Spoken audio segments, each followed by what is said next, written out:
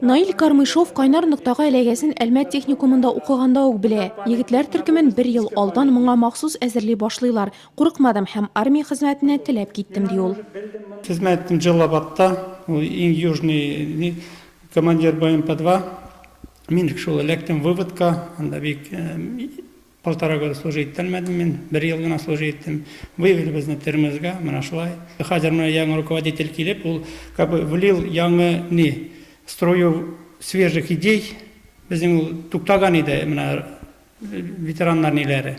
Һәр яңадан аны күтәреп, бүтән уровеньга, вот шулай тырышабыз. Подключить яшьләрне, чтобы яшьләр участвовали безнең ниләрдә. Мәктәпләргә йөрибез менә. Хәрби бәрелешләр ветераннарының Нурлат шәһәре иҗтимагый оешмасы оешуга 1 еллап. Бүген оешмада 21 кеше теркәлгән. Акрын гына булса да, әгъзалар туплау эше дәвам итә. Нурлат хәрби комиссариатыннан 160-тан артык ир-егет Әфганстанга җибәрелгән булса, бүген шуларның 120-ләбе район территориясендә яши.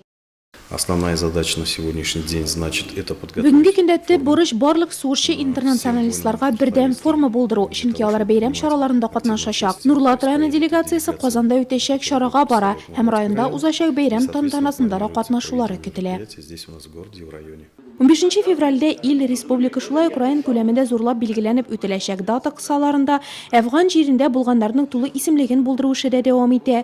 Оешма рәисе бу хәрби бәрелешләр ветераннары турында китап чыгару һәм бәйрәм уңаеннан өстәмә түләүләр ясау өчен кирәк дип искәртте һәм оешма әгъзаларын активлашырга чакырды.